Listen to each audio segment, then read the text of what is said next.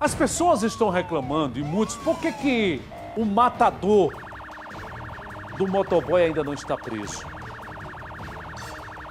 Primeiro, ele tem condições financeiras e a família de escondê-lo. Se alguém estiver pensando que a polícia não está à procura dele, é redondamente enganado.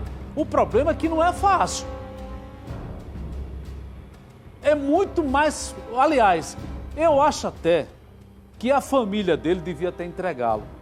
Porque estão gastando muito mais para esconder ele do que se ele tivesse preso. Porque o que esse rapaz está sendo procurado, isso não é por nada, é porque ele precisa pagar pelo crime que cometeu. Indiscutivelmente.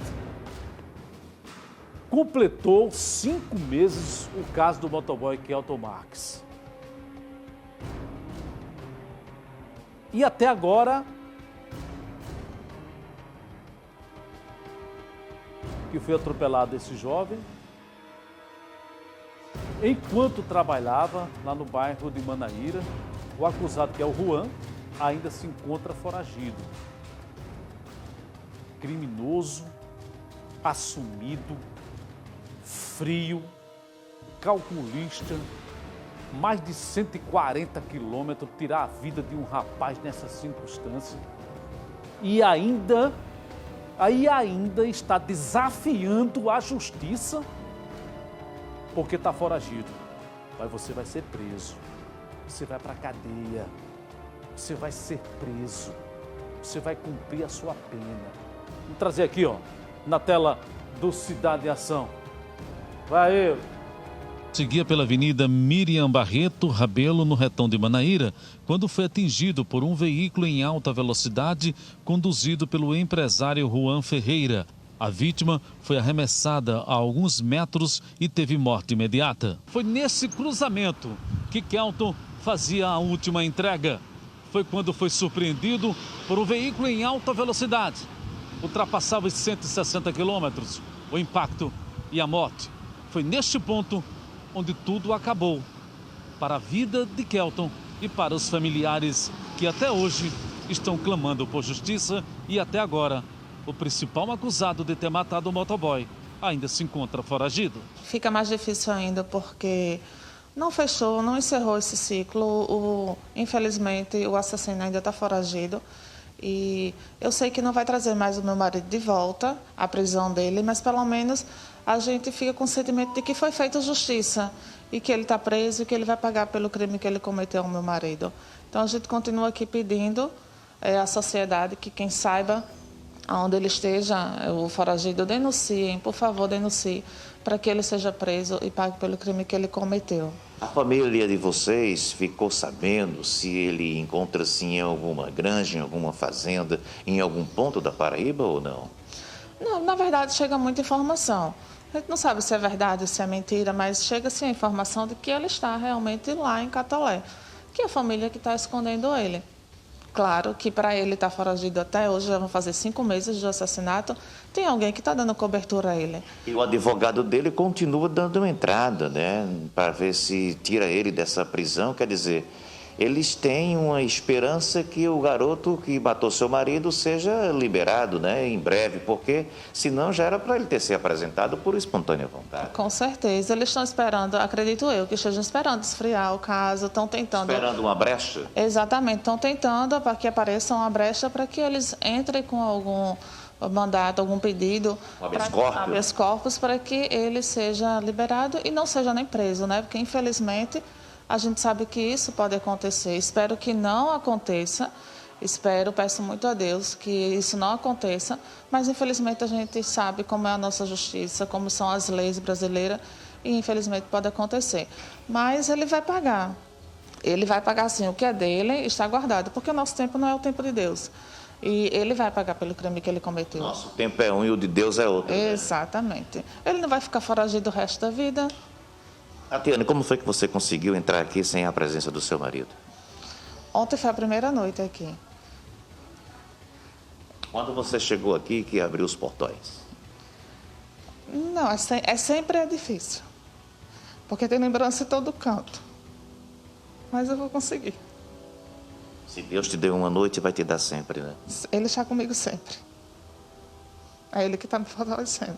Mesmo após a realização de vários protestos por parte de familiares e amigos pedindo justiça, o suspeito até agora não foi preso. A prisão foi decretada pela justiça e ele permanece foragido. Ele era um trabalhador, ele era um bom amigo, um bom irmão. Tudo que eu fazia, eu comentava com ele. Ele comentava também algumas coisas comigo da vida dele. Eu estava hoje relendo, escutando os áudios dele. Toda vez que ele mandava mensagem para mim, ele dizia: Amarela, tá aí por onde? Quando eu não respondia, ele mandava mensagem para o meu esposo: cadê tua bola de sal? Porque eu sou ignorante, sou chata. E eu não vou mais ouvir isso. Ele me procurando.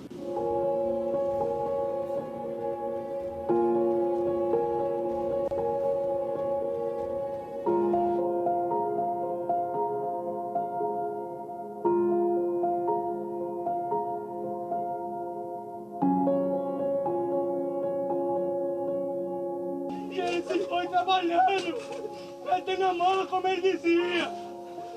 Pai de família, pai de família. Eu sempre dizia: minha família é tudo, pai, pra mim, minha família é tudo, pai.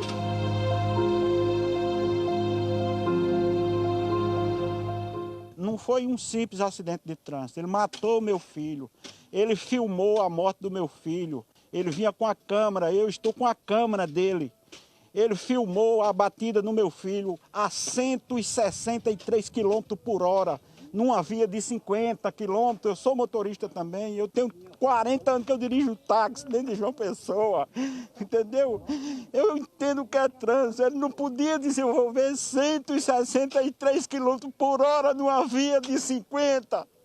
Ele matou meu filho. Porém, ele não matou um simples motoboy, ele fez uma postagem no Twitter dele no dia 7 de setembro, pedindo autorização, devia autorizar a gente matar esses motoboy. Ele fez isso, que ele acabou com a vida do meu filho. Tem 2 filhinhas, uma de 10, uma de 3, interrompeu a criação do meu filho. Meu filho trabalhava em 3 empregos para sustentar a família. Ele acabou só com a vida do meu filho, não, foi com a vida de todo mundo, da gente, da família.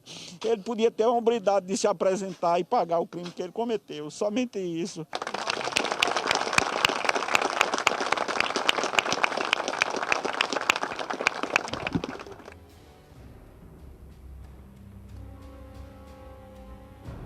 Eu preciso ter muita cautela,